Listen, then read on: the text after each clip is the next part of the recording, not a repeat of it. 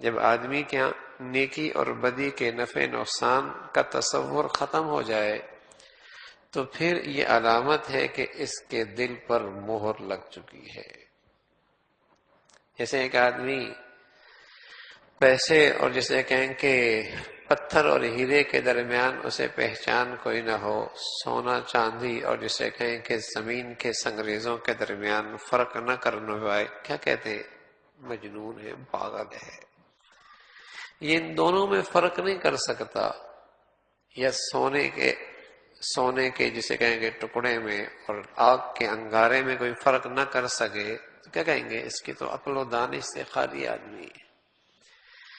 تو جو نیکی اور بدی میں نہ فرق کر پائے کہ نفع اس کا کیا ہے اور اس کا نقصان کیا ہے، تو اللہ رب العزت فرما رہا ہے یہ علامت ہے کہ اس کے دل پہ مہر لگ چکی ہے۔ وَطَبَعَ اللَّهُ عَلَىٰ قُلُوبِهِمْ وَطَبَعَ اللَّهُ عَلَىٰ قُلُوبِهِمْ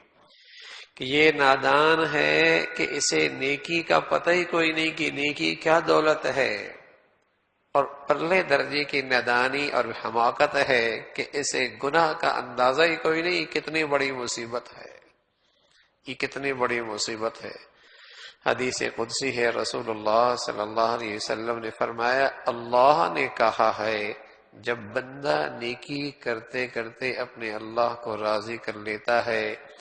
تو پھر اللہ ایسی برکت دیتا ہے کہ اس کے مثبت اثرات 7 پشتوں تک چلتے ہیں،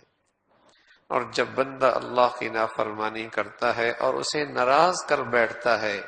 تو اس کی نحوست بھی 7 پشتوں تک چلتی ہے۔ یہ تو دنیا کا معاملہ ہے، کل کا معاملہ اس سے زیادہ تکلیف دہ ہے۔ وَطَبَعَ اللَّهُ عَلَىٰ قُلُوبِهِمْ ہر گندگی کی جڑ یہ ہے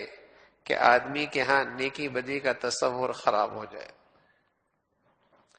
جب اسے پتہ ہی کوئی نہیں کہ نیکی سے کیا ملنا ہے، اور جب اسے احساس ہی کوئی نہیں کہ گناہ کا کیا نقصان ہونا ہے، تو پھر اس کی زندگی میں دونوں برابر ہیں۔ پھر جی چاہا تو کر لیا، نہ چاہا تو نہ کیا، گناہ بھی چلتے رہیں گے، نیکیاں بھی چلتی رہیں گی، یہ بھی ٹھیک ہے، یہ بھی ٹھیک ہے، اس لیے کہ اسے پتا ہے نہ نیکی سے زندگی بننی ہے، نہ گناہوں سے زندگی خراب ہونی ہے، نہ نیکی سے زندگی بننی ہے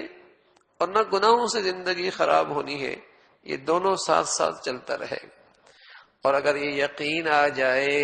کہ نیکی سے دنیا آخرت سنورتی ہے، گناہوں سے دنیا آخرت برباد ہوتی ہے، تو پھر آدمی جیسے سونے چاندی کی طرف دن بھر رات بھر تھکتا ہے اسے حاصل کرے گا،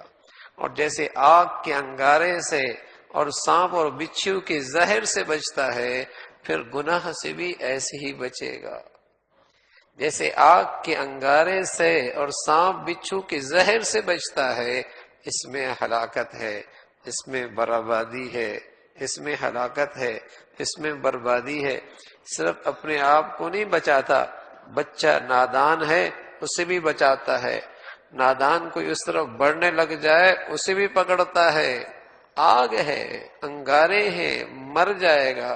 اور کوئی ایسا بھی نہیں کہ بڑے سانپ سے بچے کو بچا لے، چھوٹے سانپ اس کی جھولی میں ڈال دے، ہاں کہ چھوٹا سانپ ہے یہ، بڑے سانپ کو بچا لے، چھوٹا سانپ جھولی میں ڈال دے، یا آگ کے بڑے جسے کہیں کہ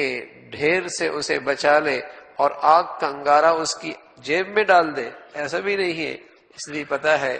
کہ اگر نادانی کی تو چھوٹے سے انگارے سے پورا گھر جل جائے گا، اور جیسے بڑے سانپ میں زہر ہے، چھوٹے سانپ کے اندر بھی یہی زہر موجود ہے، بڑے سے بھی بچتا ہے، چھوٹے سے بھی بچتا ہے۔ اللہ سمجھ بوجھ نصیب فرما دے۔ پھر یہ نہیں کہ یہ بڑا گناہ ہے اس کو چھوڑ دیتے ہیں، یہ تو چھوٹا ہے چلتا ہی رہے، یہ تو چھوٹا ہے یہ چلتا ہی رہے، کوئی چھوٹا نہیں۔ بس اوقات چھوٹے سے نظر انداز کرنے سے اس سے وہ نقصان ہوتا ہے جو بڑے پر ندامت اور توبہ کرنے سے نہیں ہوتا، اس لیے کہ اس سے غفلت کی ہے۔ تو دلوں پر مہر کی ایک بڑی علامت ہے، بڑی نشانی یہ ہے کہ آدمی کے ہاں نیکی اور بدی اس کے نفع نقصان کا تصور مٹ جائے۔